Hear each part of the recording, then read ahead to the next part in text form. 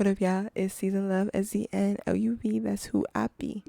And welcome to another episode of Money Healing Monologues. Over here at the Money Healing Monologues, I like to open up a space to speak about the development of Black wealth, health, and excellence. So, join me every single Monday where I like to reiterate, reteach, and dissect some shit that I just think us as a Black community should speak about. And of course, the purpose of this is to open up a conversation. So please feel free to comment down below. Tell me what you thought. If you agree with me, disagree with me, if I ruffled some feathers, let me know what's tea. Welcome to episode 17. Wow, 17 of the Money Healing Monologues. Oh my goodness. And today we're going to be speaking about satisfaction plus complacency. We have to look up these words just so we can clarify and understand exactly what this conversation is going to be about today. So satisfaction, we're talking about like fulfillment, feeling fulfilled or content with things, people, places, or experiences in your life. And then complacency, which has to do with security, satisfaction, and remaining satisfied in a certain thing, which is why I felt like these both went hand in hand because, well, we're going to get into it. So, and as you know, and if you don't, I like to go down who, what, where, when, why, and how format. And the how is always going to be a question that is down below in the description if you're watching this on YouTube, and in the question box if you're listening in on Spotify, Anchor, or Apple Podcast. So getting into the who, I asked, this is a two-part question. So I said, who experiences satisfaction and who is capable of becoming complacent in it?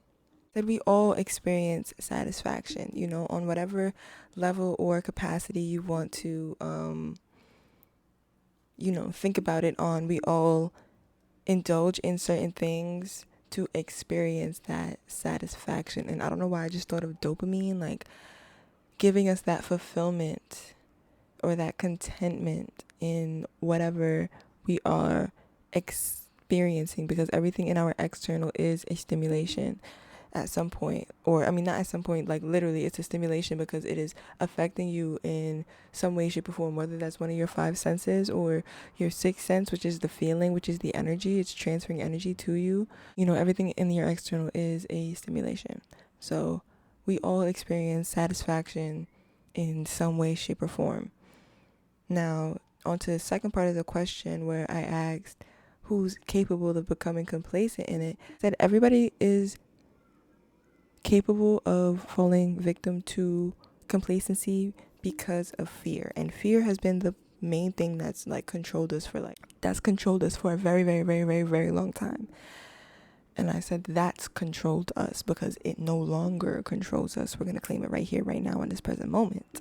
Shit me. Not saying that fear is a bad thing, because it's really not. But, when used in the wrong way, it can stop you and hinder you from doing things, going places, experiencing certain things, indulging in certain people.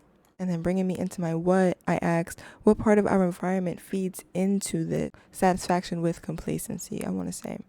I said our government structure and working, like this whole having a work to live gig is very much detrimental to what we think satisfies us.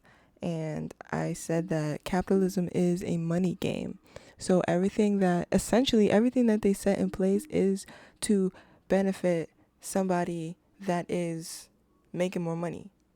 You know what I mean? Because that's all it is. That's all they need. They just want more money. They want more money so that they can uphold their fantasy world. Since they've been attached to this materialistic substance that we call money, everything that's set in place is essentially to exploit the people below them so that they can stay on top. So thinking about that, it's like, are we really satisfied with the things that we're complacent in? Since we've been taught to need and want certain things in order for someone to get more bread. And it makes you want to kind of rethink and reiterate all the things that you think that you need. You know what I'm saying? And of course, this is a very vague thing that I'm saying, very vague, but you can specify this into any single aspect of your life. So we're taught to want and need things for the benefit of their pockets. And if it's always been about exploiting the people, what truly satisfies us, you know what I'm saying? And not satisfaction in the sense of needing this or needing certain things, because we spoke about in in another one of my episodes is that the reason that we need or we perceive certain things as lack or there's not enough of is because it's been projected onto us that way. They've convinced us that there isn't enough to go around, enough resources to go around. So we are put in this cycle of fear to keep working to live and going and disregarding our body because we think that we have to. But it will only be like that as long as we decide to perceive it that way. So it's important, I feel like, just to sum up my what, is like we analyze our external environment and how we're operating in it and analyze how much things are feeding into us. You know what I'm saying? Because once we realize that certain things are taking up a lot of our energy and aren't giving us the same, or not even just the same, or like the beneficial energy to feed and pour back into us, like that's not sustainable. You know what I mean? Because you're using all of your energy and only getting back maybe, low energy, or something is feeding into you in a more negative way, so you're consuming that. In another one of my episodes, we spoke about like the things that you absorb is the things that you become, as within so without, as above so below. That's just something to think about. That's where my head is at with that whole how our environment feeds into us being complacent. And then going into my where, I said, where can we experience this false satisfaction in our own lives? Working places you hate, advertising always making you think that you need something. That's a big one right there. Like, because the way that advertising is set up, it's crazy that we have so many different brands of the same exact thing. And 9 times out of 10, these things are literally made at the same places and made with the same exact ingredients. So it's really like, what really choice do we have when an abundance of choices are put in front of us? You know what I'm saying? I've been reading the Art of Choosing. That's a really, really, really great book. And I really recommend it to anybody that wants to know a little bit more about like how much choice you actually have over your own life and your own thoughts. And all of this false satisfaction, in turn makes us buy things that we really don't need, indulge in things that are really not beneficial for our highest good and better development. It's to keep us comfortable, and keeping us comfortable is a good thing because we all deserve to be comfortable, but not in things that we have been forced to want. Does that make sense? Just analyze everything that you think that you want and reiterate them for yourselves so that you know that it's actually something that feeds into you, that pours good vibrations and positivity into you. And then going into my when, I asked, when does the complacency kick in with that? Kind of like what I was saying with things that we think that we need, things that are falsely giving us this satisfaction. When we find satisfaction and comfort in these things, it tricks our brain into continuously thinking that we need this thing in order to essentially operate. And an example that I gave is Big Pharma. And of course, everything that I'm saying has a duality to it. I'm not saying all of these things are bad, but in my opinion, there is, there's a dark side to it, and that dark side may or may not outweigh the good side that we've been perceived to be comfortable in. Does that make sense? Sometimes I feel like I be talking circles around people's brains sometimes, because I don't mean to goop you with all of this information, but it's kind of like, I want to bring people down on a different type of thought process. You know what I mean? So I hope that you're following. Like Big Pharma. Big Pharma is definitely a part of the money game. They are the biggest drug dealers we have out here now. I shit you not. All of these over-the-counter drugs like Advil, ibuprofen, these things that are supposed to be temporary pain relievers, these things were made temporary so that you can keep taking it. Notice that maybe all of the medicines that you have, it's not like, oh, you got to take this like once a year or some shit like that. Or now you got to take them shits every single day. Why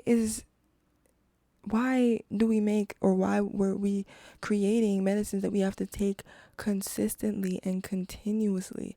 And of course, this is my opinion. I'm not saying that there isn't a duality to it where, like, yes, absolutely, continuous medicines and reoccurring medicines absolutely have saved people's lives.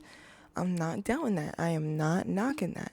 I'm just saying that it's worth to question why we have decided to focus on temporary cures rather than things that will actually be sustainable, like actual cures for things. And if we want to look at the system for exactly what it is, which is a money game, you have to continuously keep paying for these things, don't you? And they put you in the state of fear so that you can remain complacent and not only getting this treatment that is supposedly supposed to be benefiting your life, but also continuously paying them and making them richer and richer and richer and richer. And you're handing over the money willingly because you're convinced that you might die without it. Why would you ever be put in a predicament where you're convinced that you literally might die? And I'm not knocking a doctor's job. That's the doctor's job. He's supposed to analyze you and shit and make sure you're Gucci and tell you the facts that's on the papers that are your results. The results are in. I get it. I 100% understand that. I'm just saying, think about it. Just something to think about it. Just something to think about. I'm just saying. And then the same thing can go into the foods that we eat and just all other things that may affect us poorly. And then bringing me into my why, I ask, why is this crucial to highlight? Complacency can be a scary thing when stuck in a place that is not serving your highest good. So if you're complacent in a certain thing, aspect, experience, people, or place in your life, I just think that it's worth analyzing, because this thing that may be seemingly satisfying you may have been something that was placed here in order to keep you complacent, in order to keep you in the same place. And in my opinion, it is just worth reiterating and analyzing things for yourself to ensure that the things that you are complacent in, and remember, complacency means comfortability. So the duality of complacency being detrimental to your growth is, you finding actual comfortability in something and it being very beneficial to your well-being. That is a possibility.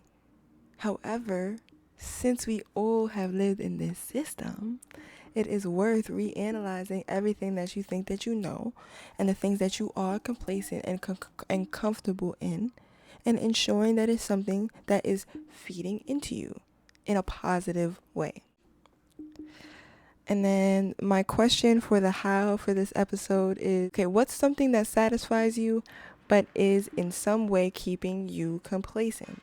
On that note, thank you guys so much for tuning into this episode of the Money Healing Monologues. I really appreciate you for being here. Thank you for stopping by and, just hearing me out, hearing my perspective. I hope that it stimulated you in some positive way that is beneficial to your highest good.